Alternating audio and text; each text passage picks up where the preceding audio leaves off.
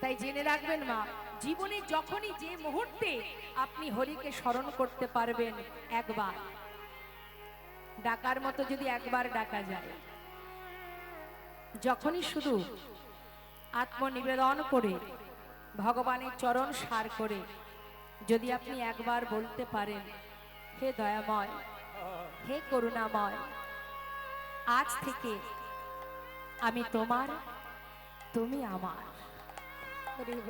শুধু এইটুকু কথা, আজ থেকে তুমি আমার, আস্তে আমি তোমার, এই কথাটা যখনই আমি বলবো, যখনই আপনি বলবেন, সেই মুহূর্ত থেকেই কিন্তু ভগবান আপনার সহায় হয়ে যাবে। কিন্তু মন থেকে বলতে হবে মা, লোক দেখানো ভক্তি ভজন করে কোনো লাভ নেই। ভালোবাসলে অন্তর থেকে ভালোবাসতে হবে, ডাকার মতো ডাকতে হবে। তাই তো শাস্ত্র বলছেন, একবার কৃষ্ণ নামে যত পাপ হরে, জীবের সাধ্য নেই জীব তত পাপ করে। তার মানে যদি ডাকার মতো তুমি একবার ডাকতে পারো, তোমার জীবনে এমন কোনো পাপ নেই যেটা দূরীভূত হবে না। তার সব থেকে বড় প্রমাণ হচ্ছে অজামিল। অজামিল সন্তান পরিবারকে খাওয়াবার জন্য, জাতিতে ছিলেন ব্রাহ্মণ, সারা জীবনে ডাকাতি করেছে, চুরি করেছে, প্রাণী হত্যা করেছে, কিন্তু জাতিতে ছিল ব্রাহ্মণ, কর্ম ছিল নিচু। সেই অজামিল সারা জীবন অন্যায় করে গেছে মা, কথাগুলো একটু মন দেবেন।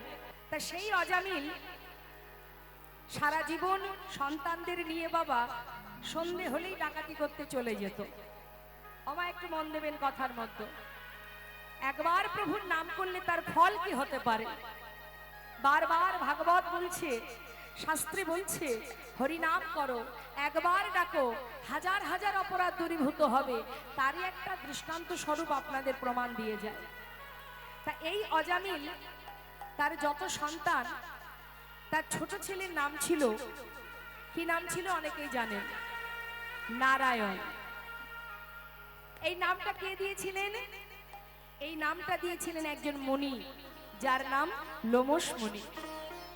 এই লোমশ মুনি একটি দেহের একটি জ্বালা, শারীরিক একটি অসুস্থতার কারণে তিনি অসহ্য যন্ত্রণায় ছটফট করতেন। দেবশ্রী নারদ বলেছিলেন, মুনিবর, আপনার রোগ যদি আপনি ভালো করতে চান, তাহলে জাতিতে হবে উঁচু জাতি, মানে ব্রাহ্মণের জাতি, কিন্তু স্বভাব হবে নিচু প্রকৃতির, তার কর্ম হবে নিচু প্রকৃতির। এমন কোন ব্রাহ্মণের ঘর থেকে যদি আপনি ভিক্ষা করে আনতে পারেন, তন্ডুল ভিক্ষা করতে পারেন, আর সেটা যদি আপনি রন্ধন করে খেতে পারেন, আপনার রোগ ভালো হয়ে যাবে। এখন লোমশ মুনি খুঁজতে শুরু করলেন যে জাতিতে উঁচু, কর্ম তার নিচু, এরকম ব্যক্তি কে আছে জগতে, কোথায় আছে। খোঁজে খোঁজে হঠাৎ সন্ধান পেল এই অজামিলের বাড়িতে। খবর পেয়ে অজামিলের বাড়িতে চলে গেল, গিয়ে দেখলো কি, তার কন্যা এক মুষ্টি চাল ওই ভিক্ষা স্বরূপ মুনিকে দিচ্ছেন, তার কোলে একটা সদ্যজাত সন্তান। তা যখন ভিক্ষাটা দিয়েছে, ঘরে গিয়ে রন্ধন করে সেবা করেছে। সেবা করা মাত্রই বাবা তার রোগ ভালো হয়ে গেছে। যেই না রোগ ভালো হয়ে গেছে, মনে মনে আফসোস করছে যে আমার এত বড় উপকার যে করে দিল, আমার এত বড় জ্বালা থেকে যে আমায় উদ্ধার করে দিল, আমি তাকে যাই একটু আশীর্বাদ করে আসি। এই চিন্তা ভাবনা নিয়ে তিনি আবার সেই অজামিলের বাড়িতে গেলেন। গিয়ে ওই ছোট্ট পুত্র সন্তানকে তার কোলে দেখে বলে উঠলেন, অজামিল, তুমি আমার এত বড় উপকার করেছো, আমি তোমার ছোট ছেলের নাম দিয়ে গেলাম নারায়ণ। হরি বল হরি। এখন অজামিল সারা জীবন সন্তান, স্ত্রী, পরিবারের অন্ন জোটাবার জন্য চুরি ডাকাতি করে দিন কাটিয়েছে মা। কিন্তু জীবনের শেষ মুহূর্ত যখন এলো, যখন শয্যায় শুয়ে আছে, অন্তিম সময়, চলে যাবার সময় যখন এলো, উঠার শক্তি নেই, বিছানায় শুয়ে আছে। শেষ মুহূর্ত আসার আগেই দেখতে পাচ্ছে অজামিল যেন জম দুধ পাঠিয়েছে তাকে নিয়ে যাওয়ার জন্য। যমদূতকে দেখে আজামিল শয্যায় শুয়ে চিৎকার করে ডাকছে, নারায়ণ নারায়ণ নারায়ণ, একবার কাছে বাবা, একবার কাছে আয়, নারায়ণ একবার আমার পাশে আয়। চিৎকার করছে। যখন চিৎকার করে ডেকেছে মা, সেই চিৎকার, সেই নাম বারবার আত্মনাদ করে ডাকছে, তো সেই ডাক শুনে বৈকুণ্ঠের নারায়ণের সিংহাসন টলে গেল। তিনি দুধ পাঠিয়ে দিলেন, দুধ পাঠিয়ে দিয়েছে। এসে দেখছে যমদূত দাঁড়িয়ে আছে। কেন আছো তোমরা? ওকে নিয়ে যাব বলে এসেছি। ও তো যাবে না তোমাদের সঙ্গে। কেন যাবে না? সারা জীবন শুধু অন্যায় করে গেছে, পাপ কাজ করেছে। যে জাতিতে ব্রাহ্মণ, তার কর্ম এত নিচু প্রকৃতির, পাপে পরিপূর্ণ হয়ে গেছে। তাই যমরাজ আমাদের পাঠিয়েছে ওকে নিয়ে যাওয়ার জন্য। না, তোমরা ওকে নিয়ে যেতে পারবে না। ওকে নিয়ে যাওয়ার জন্য আমরা এসেছি। শুনতে পাচ্ছ না বারবার মুখে কার নাম করছে? হ্যাঁ, শুনতে পাচ্ছি তো। ও তো ওর ছেলের নাম ধরে ডাকছে। ও তো সেই ভগবানের নাম ধরে ডাকছে না, ওর ছোট ছেলের নাম নারায়ণ, সেই নাম ধরে ডাকছে। বলছে দেখো, যাকেই ডাকুক না কেন, যাকেই ডাকুক না কেন, যে নামটা মুখে উচ্চারণ করছে, সেই নাম, সেই শব্দটি, সে তো বৈকুণ্ঠের নারায়ণ। এই যে মুখে উচ্চারণ করছে, এই যে মুখে একবার চিৎকার করে করে বলছে আমার কাছে আয় নারায়ণ, ওই যে চিৎকার, ওই চিৎকারে বৈকুণ্ঠের নারায়ণের সিংহাসন টলে গেছে। আমাদের পাঠিয়েছে ওকে নিয়ে যাওয়ার জন্য। ওর সমস্ত পাপ দূরীভূত হয়ে গেছে। ওকে এসেছি আমরা নিয়ে যেতে। একটা বার ডাকার মতো ডাকো, ভালোবাসার মতো ভালোবাসো। যদি ডাকার মতো ডাকতে পারো, ভালোবাসতে পারো, এক ডাকেই ভগবান যুগে যুগে তোমার চরণে দাস হয়ে পড়ে থাকবে। সেই এক ডাকে বৈকুণ্ঠের সেই নারায়ণ যে দূত পাঠালো, সেই দূত সোনার সিংহাসনে করে ওই অজামিলকে নিয়ে গেল বৈকুণ্ঠে।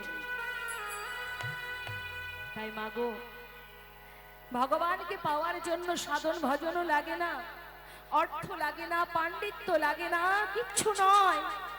শুধু দেহ মন প্রাণ সঁপে দাও, তার চরণে নিজেকে সঁপে দাও, তাকে স্মরণ করো। আত্মনাদ যদি করতে হয়, কাঁদতেই যদি হয়, একবার প্রভুর চরণ স্মরণ করে বলো, হরি বল হরি বল।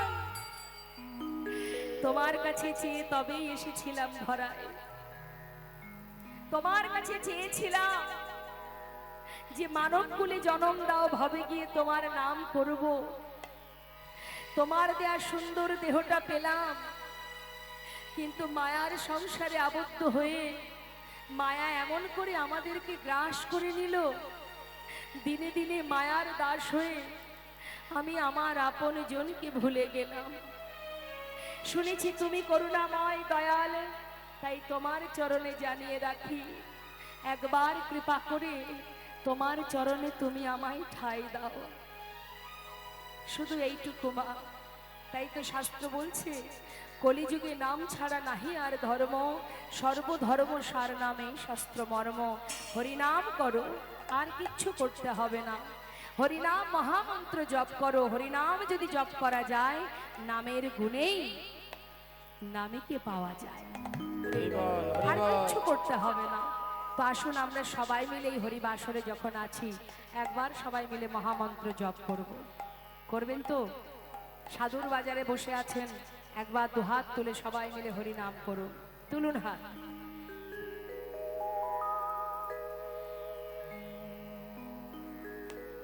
হরে কৃষ্ণ কৃষ্ণ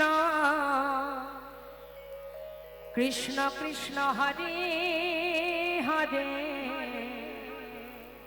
হরে রাম রাম রাম হরে হরে। সবাই মিলে হরে কৃষ্ণ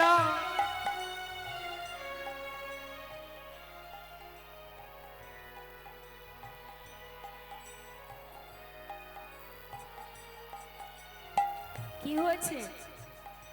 হরিনাম এরকম ফিস ফিস করে কেউ গায়?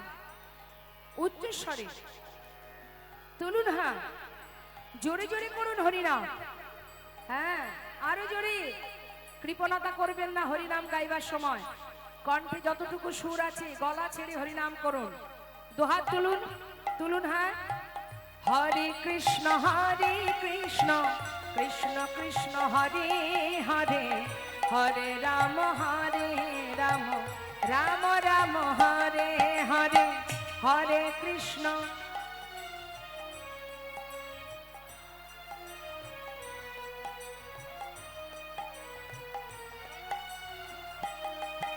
কি গো মা, জোর হয়েছে না? জোর হয়েছে তো, আরো জোরে হবে। একমাত্র সেই পারবে উচ্চস্বরে হরিনাম করতে যে গোবিন্দকে ভালোবাসে, যার আত্মার আর পরমাত্মার মিলন ঘটবে। সে কোনো দিকেই তাকাবে না, দুহাত তুলে হরিনাম করবে। হ্যাঁ, তো আমি দেখতে চাই প্রভুকে কতটা ভালোবাসেন। কণ্ঠের সুরই বলে দেবে কতটা ভালোবাসেন। তুলুন হাত সবাই। হরে কৃষ্ণ কৃষ্ণ কৃষ্ণ হরে হরে, হরে রাম রাম রাম হরে হরে, হরে কৃষ্ণ।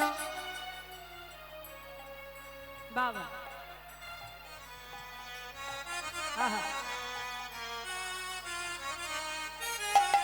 হরে কৃষ্ণ কৃষ্ণ কৃষ্ণ হরে হরে, হরে রাম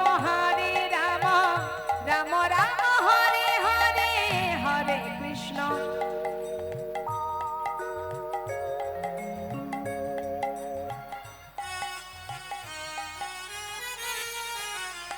হরে কৃষ্ণ কৃষ্ণ কৃষ্ণ হরে হরে, হরে রাম রাম রাম হরে হরে, হরে কৃষ্ণ।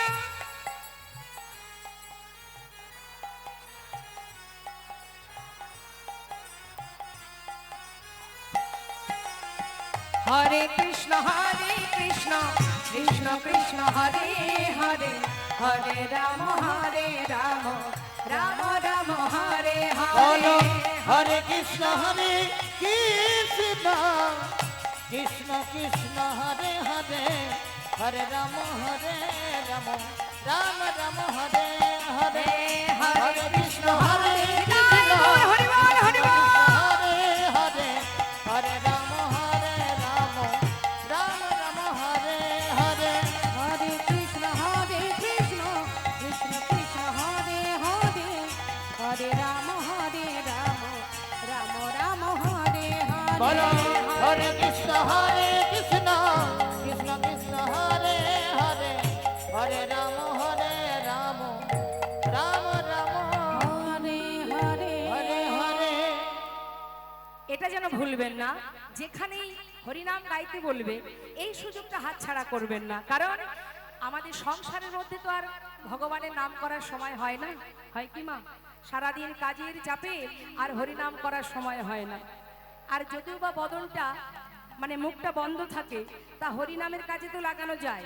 হাতে কাজ করব, মুখে হরিনাম করব, সেটা তো করা যায়, কিন্তু আমরা করি না। আমরা এই মুখে কত কথা বলি, দিবস রজনী আবল তাবল পাঁচাল পড়িতে পারো, তাহার ভিতরে একবারও কৃষ্ণ বলিতে নারো। তা এখন সংসারে যেহেতু হয় না, সুযোগ কোথায়? হরিবাসরে। যেখানেই যাবেন একবার যদি হরিনাম করতে বলেছে, আর দেরি করবেন না, দুহাত তুলে আত্মনিবেদন করে স্বতঃস্ফূর্ত ভাবে মহামন্ত্র জপ করবেন। হরিনাম হচ্ছে মহামন্ত্র, আর জগতে যা কিছু আছে সবই হলো মন্ত্র। দেবদেবীর পূজা করতে গেলে মন্ত্র পাঠ করতে হয়, মহামন্ত্র নয়। আর হরিনামকে বলা হয় মহামন্ত্র। যেখানে মহামন্ত্র আছে সেখানে মন্ত্রের আর কোনো প্রয়োজন নেই। তাই মহামন্ত্র জপ করবেন সদা সর্বদাই। যেখানে থাকবেন চলতে পথে হয়তো কোনো কিছু চিন্তা করছেন, ভুলে যান চিন্তার কথা, শুধু প্রভুকে বলবেন, প্রভু তোমাকে সঙ্গী করে নিয়ে যাচ্ছি, তুমি ছাড়া আমার আর কেউ নাই। তাই গৌর হরি বল হরি। তখন আমরা ভাবি না মা, অনেকেই ভাবি আমার কেউ নেই, বলি না আমরা, জানিস আমার কেউ নেই, আমি একা। ভুল কথা, এই কথাটা একবারও ভাববেন না। আপনি যখন এসেছিলেন সঙ্গে কি কেউ এসেছিল? এসেছিল কি? আবার যখন যাবেন সঙ্গে করে কেউ যাবে? তাহলে মাঝখানে দুদিন পথের পরিচয় যাদের সঙ্গে হোক না কেন, তারা আপনার আপন হবে কি করে? আপনার আপন সেজনই যে এখানে পাঠিয়েছে এবং যে নিয়ে যাবে, অহরহ সে আপনার কাছে আছে। আর আপনার রক্ষা করার মালিক সেজন, মারলে সেই মারবে, রক্ষা করলে সেই করবে, কি তাই তো? রাজসভাতে দ্রৌপদীর যখন বস্ত্রহরণ হয়, সেখানে তার আপনজন ছিল না? ছিল না? ছিল তো। এক বলতে 5টা স্বামী ছিল, পরিবারের সবাই ছিল, তাই তো? গুরুজন ছিল।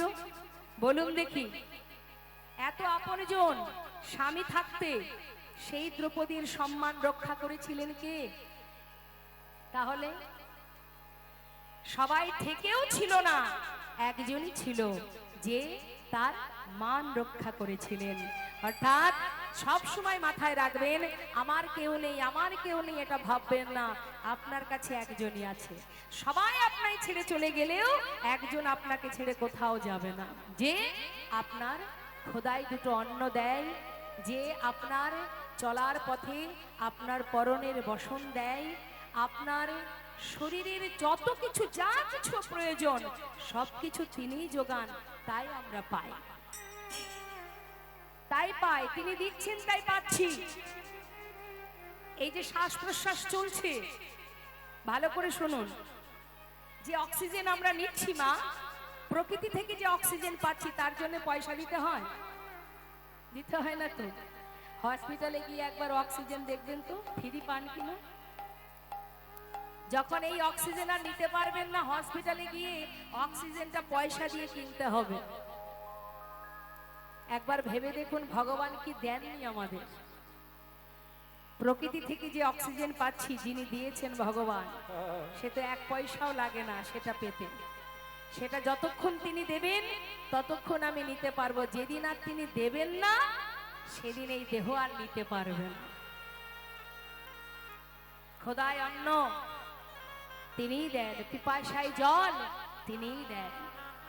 কেন মিছিমিছি আমরা ভাবি এ আমার আপন, ও আমার আপন, ও আমার ভবিষ্যৎ? কেউ কারো নয়। কাতবকান্তা কাস্তি পুত্র সংসারয় বতুব বিচিত্র নলিনী জলগত তরলাঙ্গ তদ্বদতিশয় চপলা। সংসারটা হচ্ছে মোহ আর মায়া। এই সংসারটা শুধুমাত্র স্বার্থের সংসার। এখানে যত সময় আপনি কর্ম করবেন তত সময় আপনার ভালোবাসা পাবেন, কিন্তু কর্ম যেদিন করতে পারবেন না সেদিন আর ভালোবাসা পাবেন না। কিন্তু সারা জীবন যাকে ভালোবাসার সময় আপনার হয়নি, জীবনের শেষের দিনে সেই আপনার সঙ্গে যাবে, আর কিন্তু কেউ যাবে না। যাবে? কেউ যাবে না। একমাত্র হরিনাম, সেই হবে সাথী, আপনজন, সেই আমার শেষের দিনের পথের বন্ধু। তাই গৌর হরিবল হরিবল। তাই তো করুণাময় তিনি যুগে যুগে এসেছেন আর জীবকে বলেছেন, ওরে জীব একবার হরিবল হরিবল, বদন ভরে একবার হরিবল। দিনান্তে যদি একবার হরি বলিস তোর সকল পাপ দূরীভূত হবে। আজ মহাজন পদাবলীর শেষে বললেন, এই রূপে উদ্ধারিল যত নর নারী, এ রাধা মোহন কহে কিছু না হলো আমারি।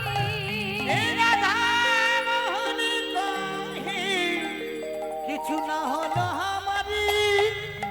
রাধে রাধে। আমরা মহাজন তার পদাবলী দিয়ে গৌরচন্দ্রিকাকে বিশ্রাম রাখলাম। রাধা মোহন দাসের সুন্দর পদাবলী দিয়ে আমরা গৌরচন্দ্রিকাকে বিশ্রাম রেখে এবার আমরা চলে যাব লীলা কথায়।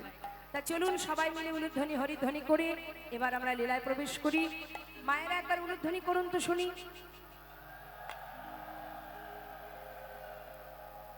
বাহ, তাহলে যখনই হরিধ্বনি হবে দুবাহু তুলে মায়েরা উলুধ্বনি, আর দুটি বাহু তুলে বাবারা জয়ধ্বনি।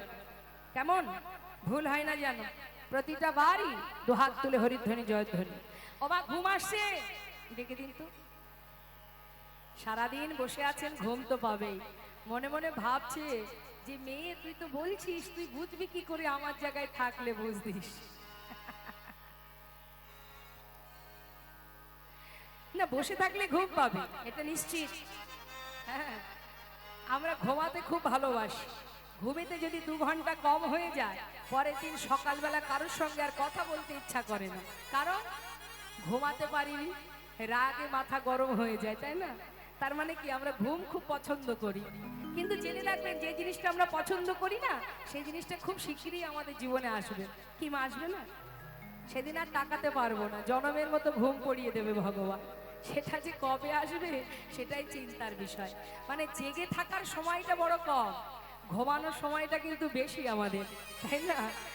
তোর বধূ তোকে ইশারা করে জানিয়ে গেল, রায় কেশর কুঞ্জ সাজাও, কেশ নামক কুঞ্জ সাজাও। আর 10টি অঙ্গুলি দেখালো, মানে নিশি 10 দণ্ডে তোর বধূ তোর কুঞ্জে আসবে। যেই না বলেছে মা, কি আনন্দ রাধারানী, বধূ সেবা দেবে, গোবিন্দ সেবা দেবে। তাই তিনি তাড়াতাড়ি করে সকল বাদিনীকে ঘুম পড়ানো অবস্থায় ঘুম পড়িয়ে রেখে সুন্দর করে কুঞ্জ সাজাবে বলে সখী বেষ্টিত হয়ে রাধারানী আমার মনের আনন্দে কুসুম চয়ন করলেন। কুসুম চয়ন করে মনের সুখে কুঞ্জ সাজাচ্ছেন। হরিবল হরিবল। গোবিন্দ আসবে। আপনারাও যখন ঘরের ভিতরে হরিবাসর দেন, ভগবানের যেখানে সেবা হয়, যে মণ্ডপটা তৈরি হয়, যেখানে ভগবানের বেদি সাজানো হয়, আপনাদের মনের ভিতরে একটা আশা হয় না, এখানে ভগবান আসবেন, ভগবান বসবেন। হ্যাঁ, তার রাধারানীও বাদিনীর ঘরে থেকে তার মনে স্বপ্ন, আজ যখন বধূ আসবে আমি বধূকে সেবা দেব, মনে বড় আনন্দ। তাই সুন্দর করে কুঞ্জ সাজাচ্ছে যাতে আমার বধূ খুশি হয়। কিন্তু অবস্থা কি হলো মা? আনন্দের মধ্যেই তো দুঃখ ঘনিয়ে আসে গো। আমরা যখন আনন্দে পাগল হয়ে যাই, তারপরে যখন দুঃখ আসে আমরা সে দুঃখ সহ্য করতে পারি না। আজ রাধারানীর সেই একই অবস্থা। সখী বেষ্টিত হয়ে মনের আনন্দে কুঞ্জ সাজাচ্ছে, আর এদিকে গোবিন্দ আমার নিশি 10 দণ্ড পার হয়ে যাচ্ছে দেখে তাড়াতাড়ি করে মায়ের শয্যা থেকে মা গোপালকে ঘুম পড়িয়েছিলেন। এখন গোবিন্দ জেগে জেগে ঘুমাচ্ছিলেন, কারণ সময় মতো রাধার কুঞ্জে যেতে হবে তো, সেই কারণে। কিন্তু মা যখন গৃহকর্মে চলে গেলেন, গোপাল আমার সুযোগ বুঝে ধীরে ধীরে শয্যা ছেড়ে, চরণে নুপুর আছে, নিশি 10 দণ্ডে রাধার কুঞ্জে যেতে হবে, তাড়াতাড়ি করে কুঞ্জ ছেড়ে এবার গোবিন্দ যাত্রা করেছে। ওমা, দেখবেন নিশুতি রাত্রে কোনো একটা শব্দ যদি কানে আসে পরিষ্কার বোঝা যায়, তাই না? এখন রুনুঝুনু নুপুরে শব্দ হচ্ছে, শুনতে পেল কে না? শ্রীমতী রাধারানী এক খুঁড়তুতো বোন, যিনি হলেন চন্দ্রাবলী। নিতাই গৌর হরিব। এই চন্দ্রাবলী ছোটবেলা থেকে রাধারানীর প্রতি একটু হিংসা। কি হিংসা? ছোটবেলা থেকে চন্দ্রাবলী দেখে যে গোবিন্দ শুধু রাধার কুঞ্জে যায়, তার কুঞ্জে আসে না। এটাই তার মনে দুঃখ যে রাধারানী যেমন সুন্দরী রমণী, আমিও তো সুন্দরী, তাহলে গোবিন্দ শুধু রাধার কুঞ্জে যাবে, আমার কুঞ্জে কেন আসবে না? এটাই তার মনের দুঃখ যে যদি কোনোদিন গোবিন্দকে পায়, তাকে এমন ভাবে ভালোবাসবে সারা জীবনের মতো রাধারানীকে সে ভুলে যাবে। নিতাই গৌর হরি। এখন এই চিন্তা ভাবনা নিয়ে কিন্তু চন্দ্রাবলী বড় হচ্ছে। প্রতিটা মুহূর্ত চন্দ্রাবলী রাধারানীকে কষ্ট দিতেন মা। একবার কি হয়েছে শুনুন। চন্দ্রাবলী শ্রীমতী রাধারানী সুন্দর করে মালা গেঁথে ললিতার হাতে দিয়ে বলছি, ললিতা, আমি এমন ঘরে বাস করি যে ঘরে থেকে নিজে হাতে বধূকে সেবাও দিতে পারি না, আবার নিজে হাতে মালা গেঁথে তার গলায়ও পরাতে পারি না। তোরা আমার মরম সখী, যা, তোদের হাতে মালাটা তুলে দিলাম, আমার পরাণ বধূর গলায় পরিয়ে দিয়া। ললিতা সখী, বিশাখা সখী তারা কি করে? রাধার গাথা মালা ওই বনে নিয়ে গিয়ে গোবিন্দের গলায় পরিয়ে দেয়। একদিন কি হয়েছে মা, ললিতা সখী মালাটা নিয়ে বনের ভিতরে গিয়ে দেখছে গোবিন্দ খেলা করছে, সঙ্গে আছে বলরাম। দেখছে দাদা যেহেতু আছেন, সেখানে কি প্রেমময়ী রাধার গাথামালা গোবিন্দের গলায় পরানোটা শোভনীয়? কি করা যায়? একটা পলাশ পাতার ঠোঙা তৈরি করে তার মধ্যে মালাটা রেখে দিয়ে একটা বৃক্ষের কোটরের মধ্যে রেখে তাড়াতাড়ি করে গোবিন্দকে ইশারা করে জানাচ্ছে, শ্যামনগর এই কোটরে একটা ঠোঙা আছে, তাতে একটা মালা আছে, তুমি তোমার সময় মতো মালাটা পরে নিও। এই ইশারা করে চলে গেল ললিতা সখী। আর ওই যে কোটরের মধ্যে মালাটা আছে, গাছের ডালে বসেছিল একটা কাক। সে মনে মনে ভাবছে নিশ্চয়ই রাধারানী গোবিন্দের জন্য ভালো ভালো কোনো খাবার পাঠিয়েছে। এই তো সুযোগ, গোবিন্দের হাতে যখন এটা যায়নি, আমি এই ঠোঙার মধ্যে যা আছে সেগুলো খাবো। এই ভাবনা নিয়ে নিজের ঠোঁট দিয়ে ঠোঙাটাকে বের করে উঠতে উঠতে গিয়ে বসেছে এক ঘরের চালে। চালের উপরে বসে ঠোঙাটাকে ঠোঁট দিয়ে খুলেছে, খুলে দেখছে তার মধ্যে একটা ফুলের মালা। মালা দেখে মনে মনে ভাবছে, ধুর, এত কষ্ট করে নিয়ে এলাম, এর মধ্যে কোনো খাবার নেই, একটা ফুলের মালা। রাগে সেই মালাটাকে ঠোঁট দিয়ে ধরে ছুঁড়ে ফেলে দিয়েছে। আর যেই ফেলে দিয়েছে, মালাটা গিয়ে পড়েছে চন্দ্রাবলীর ঘরের সামনে। মালাটাকে হাতে তুলে দেখে বলছে, এই তো, এ তো যাত্রার গাথা নয়। রাধার গাথা মালা যে দেখে সেই চিনতে পারে, কারণ রাধারানী বিনি সুতোর মালা গাঁথতেন, তাতে কোনো সুতো থাকতো না, সুতো ছাড়াই মালা করতেন ফুলের পাপড়ি দিয়ে। তা মালাটা দেখে যেই না চিনতে পেরেছে, তখনই সুযোগ পেয়েছে চন্দ্রাবলী। কি সুযোগ? রাধে, আজ এই মালাটি গলায় পরে তোকে দেখাবো, আর তোকে বুঝিয়ে দেব, মালা তুই একা গাঁথতে জানিস না, আমিও গাঁথতে জানি। কি করেছে? মালাটা গলায় পরে মা ঠিক রাধারানী যমুনায় জল নিতে আসবে, ওই যমুনার ঘাটে গিয়ে চন্দ্রা সখী দাঁড়িয়ে আছে। এদিকে রাধারানী সখী বেষ্টিত হয়ে বেলি অবসান কালে যমুনায় জল নিতে এলো। এসে দেখছে কি তার গাথা মালা চন্দ্রাবলীর কণ্ঠে। বোঝাতে গেল আরা, বুঝলো আরা। রাধারানী কি বুঝলো? দেখেছিস সখী, কত কষ্ট করে বাদিনীকে আড়াল করে সবার চোখের ফাঁকি দিয়ে আমার পরাণ বধূর জন্য এই মালা আমি গাঁথি, আর আমার বধূ আমার এই মালাটি নিজে না পরে ওই চন্দ্রার গলায় পরিয়ে দিয়েছে। হয়ে গেল অভিমান। এইভাবে পদে পদে চন্দ্রাবলী রাধারানীকে কষ্ট দিতেন। আজকেও সেই একই অবস্থা। গোবিন্দ আমার নিশি 10 দণ্ডে রাধার কুঞ্জে যাবে, রুনুঝুনু নুপুরের শব্দ। চন্দ্রাবলী বলে উঠলেন, পদ্মা প্রিয় সখীকে ডাকছে, এদিকে আয়।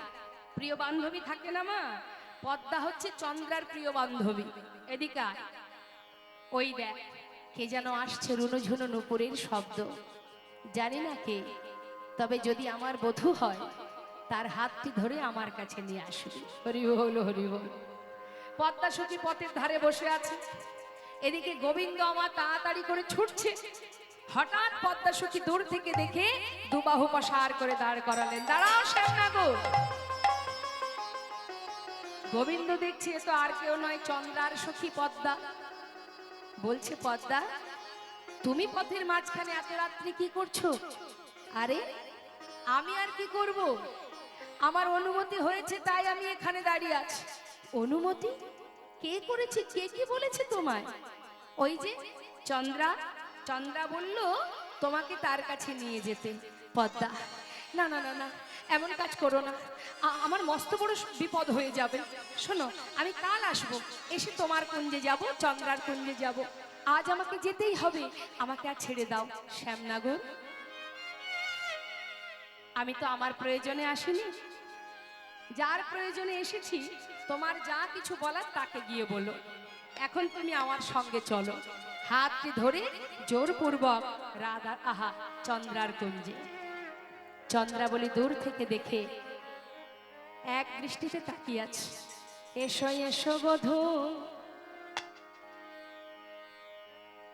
এই অভাগিনী কাঙালিনী, তোমার পথ পানে চেয়ে বসে আছি। এসো এসো আমার পরাণ বধূ আমার প্রাণনা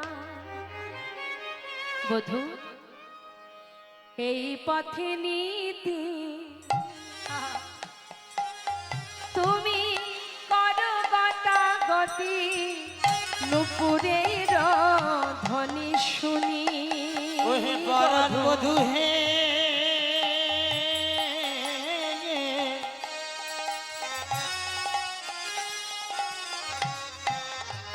পরাণ বধূ হে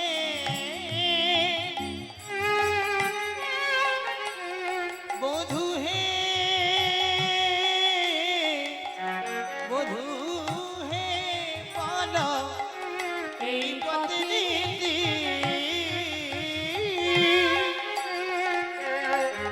তুমি করো গতি নপুরের ধ্বনি শুনি রাধা শনেবা আমাকে নৈরাশ আমি বঞ্চি একা কেনে রাধা শনিবাস আমাকে নৈরাশ আমি বঞ্চি এক অবধূ বড় আশা করে আমি বসে আছি বড় আশা করে হরিবল হরিবল আমি বসে আছি আমার মনোবাসনা অগবধূ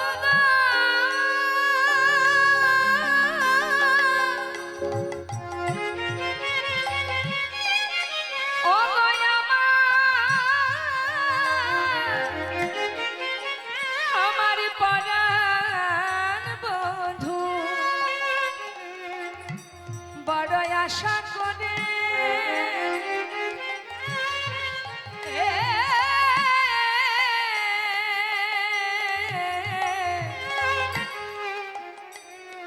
আশা করে বসে আছি আমার মনোবাসনা তুমি পূরণ করো বড় আশা নিয়ে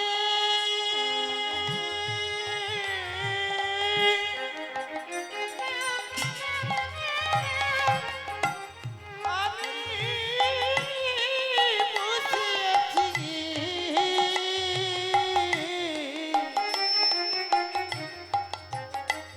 আমার মনের বাসনা পূরণ করা আমি আর কিছু বুঝু চাই না গো আমার মনোবাসনা পূরণ করো অগয়ার কিছু চাই না গো মনোবাসনা পূরণ করো আমি আর তো কিছু চাই না প্রভু হরিবল হরিবল আমি আর তো কিছু চাই না প্রভু মনের বাসনা পূরণ আমি আর তো কিছু চাই না প্রভু মনোবাসনা পূরণ করো আমি আর তো কিছু চাই না প্রভু মনোবাসনা পূরণ করো মনের বাসনা পূরণ করা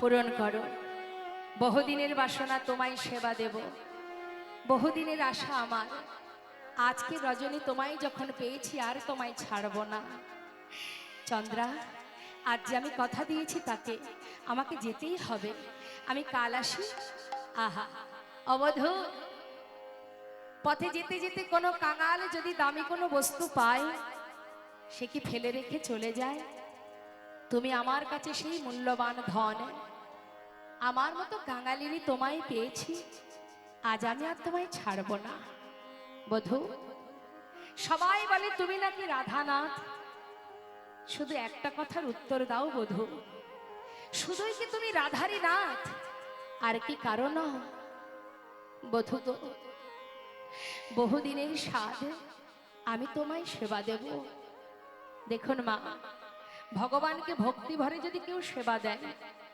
সে যদি সঠিক সেবা নাও জানে, যদি ভুল সেবাও দেয়, তথাপিও কিন্তু ভগবান তার কাছে বাধা পড়ে যায়। কেন বলুন তো? তার ভিতরে যে প্রেম আছে, শুদ্ধ ভক্তি আছে, ওই ভক্তি রজ্জু দিয়েই কিন্তু সে বাধা পড়ে। সেবা তার বিপরীত হতেই পারে, ভুল সেবা হতে পারে, কিন্তু ভক্তি তো আর ভুল হতে পারে না।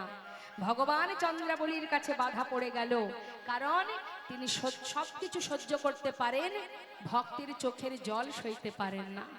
চন্দ্রাবলী যখন গোবিন্দের হাত ধরে কাঁদছে, গোবিন্দ ধরা পড়ে গেছে, আর পারছে না সেখান থেকে সরে যেতে।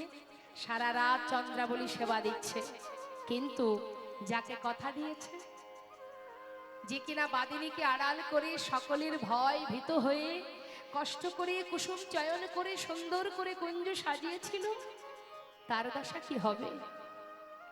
সে তো প্রভাত হওয়ার আগেই তাকে কুঞ্জে ফিরে যেতে হবে।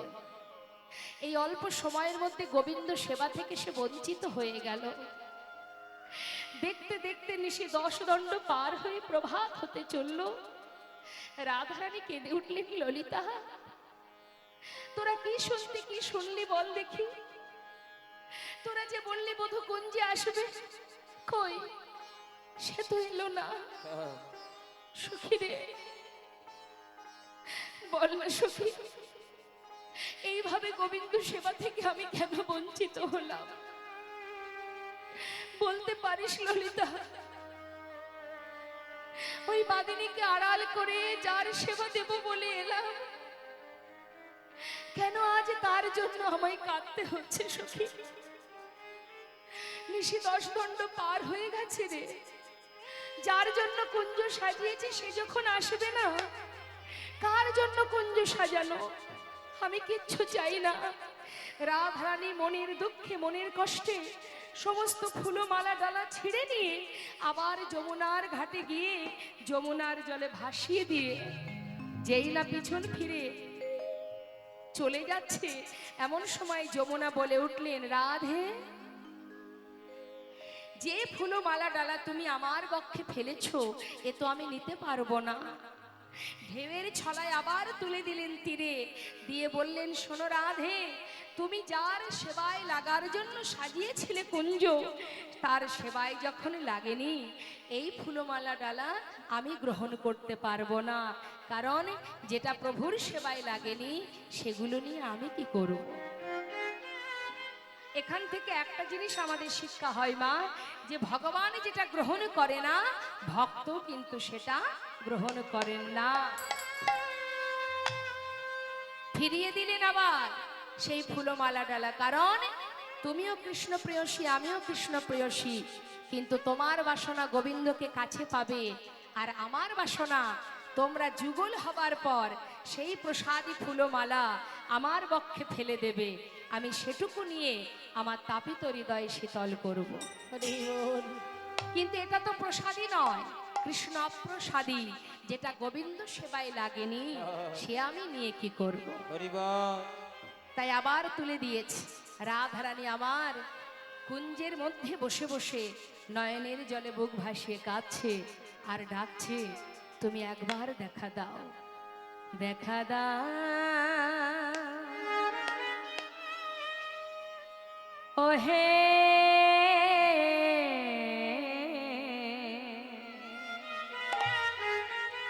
ওহে আমার প্রাণনা, একবার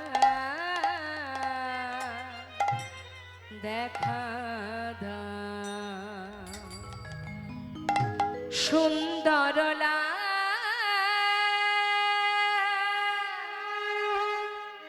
যশোদা দুলা বৃন্দাবন বিহারী,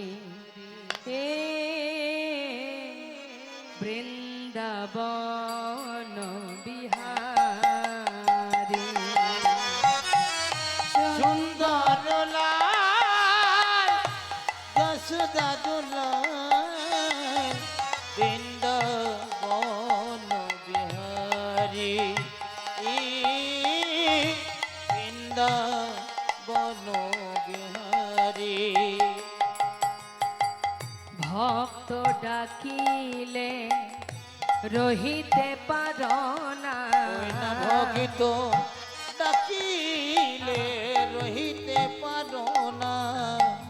ভক্ত ডাকিলে তুমি রহিতে পারো না। ওই না ভগিত ডাকিলে রহিতে পারো না। ইহাই তব বেদে শুনি, ইহাই তব বেদে শুনি। বৃন্দাবন বিহারী বৃন্দাবন বিহারী। একবার আসিয়া দেখা দাও হরি। প্রাণ গোবিন্দ একবার আসিয়া দেখা দাও হরি। প্রাণ গোবিন্দ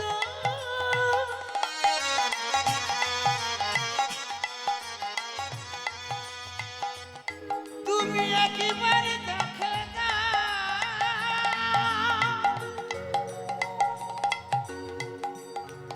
ওহে আমার প্রাণ গোবিন্দ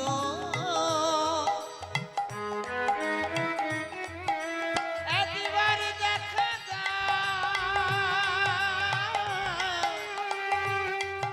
প্রাণ গোবিন্দ একবার আসিয়া দেখা দাও হরি। জুড়াবো এ তাপিত প্রাণ। বৃন্দাবন নিতাই গৌর হরি বল, হরি বল, গৌর হরি বল।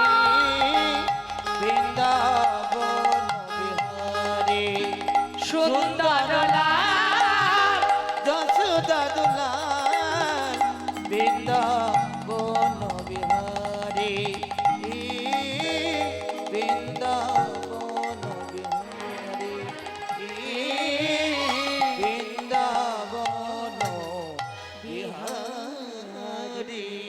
যদি কোনো জীব কৃষ্ণ ভক্ত যারা যদি একবার শুনতে পায় যে অমুক স্থানে অমুক জায়গায় সেখানে ভাগবত কথা কীর্তন হবে, ভক্ত সমাগম হবে, যারা ভগবানকে ভালোবাসে তাদেরকে কিন্তু কেউ ঘরে বেঁধে রাখতে পারবে না। তাদের শোনা মাত্রই আত্মার সঙ্গে পরমাত্মার মিলন ঘটে যায়। সেই কারণে মায়ার সংসারকে তুচ্ছ করে তারা হাজার কাজের মধ্যে দিয়েও ছুটে আসেই হরিবাসরে। হয়তো কেউ হয়তো দেখা গেল 2 ঘন্টা শুনলো বা কেউ সারাদিন শুনলো, কিন্তু যেমন যারা ফুটবল খেলা দেখতে ভালোবাসে তারা ময়দানে যেখানে খেলা হয়, ক্রিকেট খেলা, ফুটবল খেলা হয়, তারা কিন্তু সেইখানে চলে যায়, তাই তো? আবার যারা ফাংশন ভালোবাসে, হাঙ্গামা ভালোবাসে, তারা দেখবেন যেখানে হাঙ্গামা হয় ছুটে চলে যায়। অর্থাৎ যে যেটা ভালোবাসে সে সেখানেই যায়। আর হরিবাসরে কারা আসে? যারা ভগবানকে ভালোবাসে তারাই আসে হরিবাসরে। নিতাই গৌর হরি বল, হরি বল। মানবিরহ ভাবে প্রভু ভেলভন, আহায় রাগা নয়নে বহে তপত হিল। আহা, মান বিরহ ভাবে প্রভু ভেলভন। করুণাময় আমার গৌর সুন্দর ভাবনিধি গৌর হরি আজ মান বিরহ ভাবে বিভোর হয়েছেন। মান বিরহ ভাবে বিভোর হয়ে ভাবের আবেশে আজ তিনি গম্ভীরায় 3.5 জন অন্তরঙ্গকে নিয়ে সেই বিরহ ভাব প্রকাশ করছেন। সেই ভাব বৃন্দাবনের ভাব, রাধারানীর সেই খাল ভান্ডারে থাকা গোপন প্রেম প্রকাশ করছেন আজ নদিয়ার চাঁদ গৌর সুন্দর। 3.5 জন অন্তরঙ্গ কে কি মা? রায় রামানন্দ, স্বরূপ দামোদর, সিকি মাইতি আর মাধবী। মাধবী নারী বলে তাকে অর্ধেক করে আজ এই 3.5 জন অন্তরঙ্গ আর বাকি সবাই বহিরঙ্গ, এই অন্তরঙ্গ ভক্তকে নিয়ে তিনি সেই মান বিরহ ভাব প্রকাশ করছেন। কি বলছেন? মান বিরহ ভাবে প্রভু ভেল ভোর, ওরাঙা নয়নে বহে তপত হিল। প্রভু আমার কাঁদছেন। কেন কাঁদছেন? সেই মানের কথা, রাধারানী যে মান করেছিল, আজ আমার গৌর হরি সেই রাধা ভাবে বিভোর হয়েছে। দুই তেনু এক হয়ে নদিয়ায় গৌর হয়েছে ঠিকই, কিন্তু কখনো তিনি কৃষ্ণ ভাবে বিভোর হন, কখনো রাধা ভাবে বিভোর হন। তা রাধা ভাবে বিভোর হয়ে আজ সেই লীলা প্রকাশ করছে যে এ আমি কি করলাম, আমি আমার বল্লভকে বিতাড়িত করলাম। যেই না সেই ভাব প্রকাশ করছে, তখন তার অন্তরঙ্গ ভক্তরা তার পাশে বসে আছে আর মুখের দিকে তাকিয়ে আছে। প্রভুর সেই ভাব প্রকাশ করছে, তো হা করে দেখছে যে প্রভু কি কি বলে।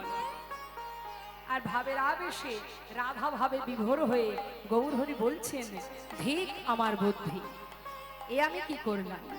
হ্যাঁ, অভিমানে হারাইনু কানগুণ নিধি। আহা, তাই বলছে মহাজন পদাবলিতে বলছে, দেখো দেখো, ওরাঙা নয়নে বহে তপত হিল। আজ প্রভু কাঁদছেন। কাদের জন্য কাঁদছেন?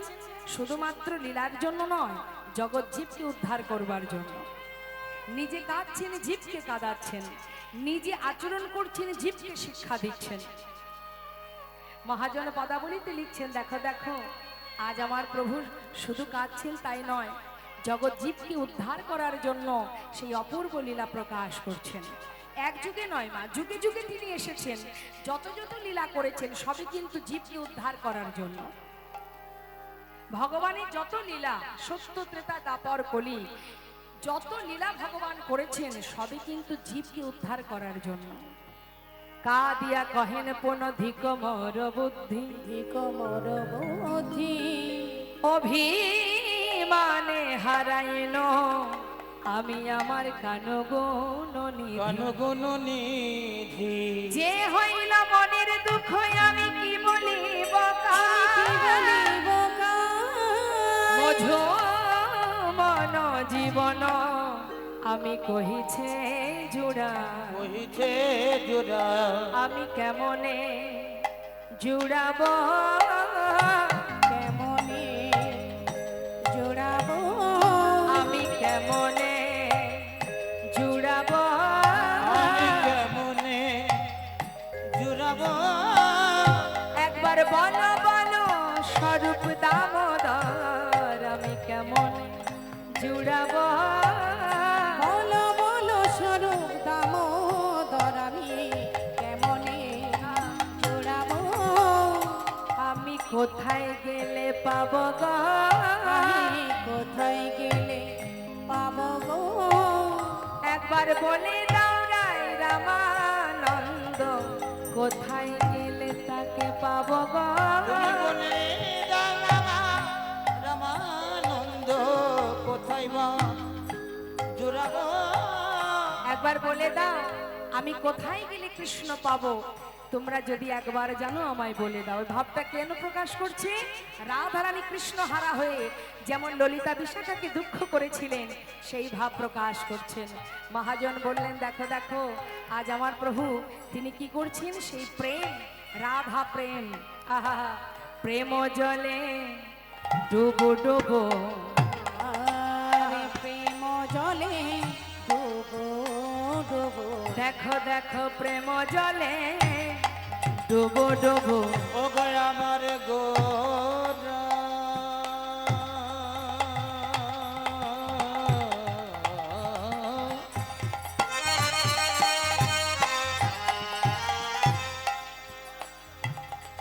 ভাবিনিধি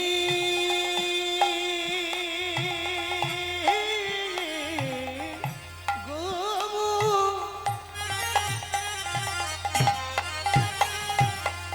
আমার প্রাণী গৌর হরি,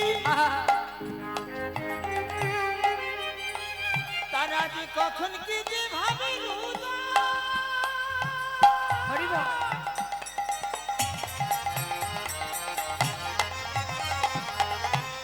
অবশ্যই নন্দন প্রাণী গৌর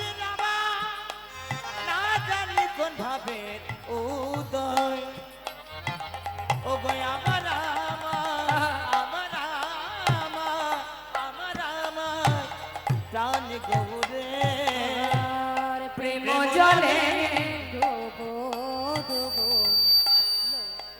ওই না লোচন হি তারা আহা প্রেম জলে ডোবো ডোবো আমার লোচন হিতারা রে ওই না প্রেম জলে আজ ডুবো ডুবো আজ লোচন তারা রে অগ প্রলাপ সন্তাপ ভাব ভাবায়া দিবি ভরা রে আর প্রলব সন্তপ ভাব ভাবয়াদি ভরা রে ওই দেখো প্রলাপ কিছে দেখো প্রলাপ দেখো কিছে দেখো গোলাম পিছে ভাবি নিধি গৌর হরি প্রলাপ কিছে ভাবিনিধি গৌর হরি প্রলব আজি ভাবি নিধি গৌর হরি না জানি কোন ভাবে রোদহ ভাবিনিধি নাই গৌর হরি বল ভাবে হৃদয় ভাবিনিধি গৌর হরি না জানে কোন ভাবে হৃদয় ভাবিনিধি গৌর হরি না জানে কোন ভাবে হৃদয় প্রলব কিছে আহা প্রলাপ সন্তাপ আদি ভাবে দেবী ভরা গো আজ ভাবে দেবী ভরা ওমা প্রলাপ কারা বকে একভাবে বকবক করে কারা যারা পাগল হয় তাই না তা আজ পদাবলিতে মহাজন বলছেন আমার গৌর হরি প্রলাপ বকছেন তা তিনি যে প্রলাপ বকছেন তাই সে কি এই জগতের পাগলের মতো কথা বলছেন বললেন না তা কি করে হয় তিনি প্রলাপ বকছেন বটে কিন্তু তিনি পাগলের ন্যায় প্রলাপ বকছেন না তিনি বকছেন তবে কি বলছেন তিনি একবার হরিবল হরিবল হরিবল হরিবল তোরা হরিবল হরিবল হরিব হরিব ওরে হরিবলের পারের সম্বল হরিবল হরিবল হরি মোদের বাড়ির সম্বল হরিব হরিব হরি হরি বিনা কি আছে বল হরিবল হরিবল হরি বিনা কি আছে বল হরি মোদের পারের সম্বল হরি হরিবল হরিবল হরি মোদের বাড়ির সম্বল হরি বিনা কি আছে বল হরি মোদের বাড়ির সম্বল হরি বিনা কি আছে বল এবার হরিবল হরিব নিতাই গৌর হরিবল হরিবল 3.5 জন অন্তরঙ্গ ভক্ত দেখছেন যে আমার গৌর হরি ভাবনিধি ভাবের আবেশে রাধা ভাবে বিভোর হয়ে সবাইকে দুটি বাহু প্রসার করে বলছে তোরা একবার হরি বল হরি বল হরি বিনা কি আছে বল হরি মোদের পারের সম্বল একবার যদি কেউ হরি বলতে পারে শাস্ত্রে বললেন অপবিত্র পবিত্র বা সর্ববস্তাঙ্গত পিবা যশারি পুণ্ডরিকাক্ষ সবার জভ্যন্তর সূচি ওমা তুমি সুচি থাকো অসুচি থাকো তুমি পবিত্র থাকো অপবিত্র থাকো যেখানে থাকো যেমনই থাকো যদি একবার হরিকে স্মরণ করতে পারো সেই মুহূর্তেই তোমার সর্বত্র ভিতর বাহির সর্বত্র পবিত্র হয়ে উঠবে একবার যদি হরি বলা যায়। অন্যান্য যুগে ভগবানকে ডাকতে গেলে তার একটা সময়সীমা ছিল যেমন যজ্ঞ করতে হতো আচ্ছা যজ্ঞ কি দিনে দিনেই করা যায় আপনি যদি মনে করেন বাড়িতে নাম যজ্ঞ দেবেন আজকে ভাবলে কালকে করতে পারবেন তার জন্য 6 মাস 1 বছর ধরে তার ব্যবস্থা নিতে হয় তাই তো তাহলে সেটা একটা সময়ের ব্যাপার ধ্যান তপস্যা আজকে যদি আপনি ধ্যানে বসেন কালকে কি ইষ্ট দেখতে পাবেন তার জন্য সময়ের ব্যাপার তাই তো মা তাহলে ধ্যান তপস্যা পূজা অর্চনা যাগ যজ্ঞ এগুলো অন্যান্য যুগে ছিল না হলে ভগবানকে পাওয়া যেত না কিন্তু কলিযুগে কি বললেন যখনই তুমি হরিকে স্মরণ করবে যে মুহূর্তে স্মরণ করবে সেই মুহূর্তে তোমার ভিতর বাহির পবিত্র হয়ে উঠবে এখন এই জগতে অনেকে আছে, দেখবেন অনেকে বলে, কেউ যদি একটু মনে করুন অন্যায় করে, ভুল করে, পাপ করে, সে যদি কখনো মুখে হরিনাম করে, তখন দেখবেন অনেকে বলে, দেখেছো কাণ্ড, ভূতের মুখে রাম নাম, বলে না? তার মানে কি, যে অন্যায় করে গেছে, পাপ করে গেছে, তার হরিনাম করার কোনো অধিকার নেই। হরিনাম করলেই তাকে এটাই শোনানো হয়। আবার এও বলা হয় যে সারা জীবন অন্যায় করে গেছে, শেষ জীবনে এখন হরি হরি বলে ডাকছে, হরি কি কৃপা করবে? অনেকে বলে যে সারা জীবন পাপ করেছে, তাকে কি আর হরি ক্ষমা করে? এটা আমাদের চিন্তা ভাবনা, আমাদের মতো সাধারণ মানুষের চিন্তা ভাবনা। জেনে রাখবেন, শাস্ত্র অন্য কথা বলছে। শাস্ত্র বলছেন, জীব যখনই যে মুহূর্তে হরিকে স্মরণ করবে, হরি নামকে সার করবে, তার আগ পর্যন্ত জীবনে যত পাপ করুক না কেন, সেই পাপ নিমেষেই দূরীভূত হয়ে যাবেন। তাই গৌর হরি। কিন্তু আপনি যদি মনে করেন আমি সারা জীবন অন্যায় করব, জীবনের শেষের দিনে গিয়ে হরিকে স্মরণ করব, ইচ্ছাকৃত করা একরকম। আমি ইচ্ছাকৃত অন্যায় করছি, জেনে বুঝে অন্যায় করাটা তো মহাপাপ।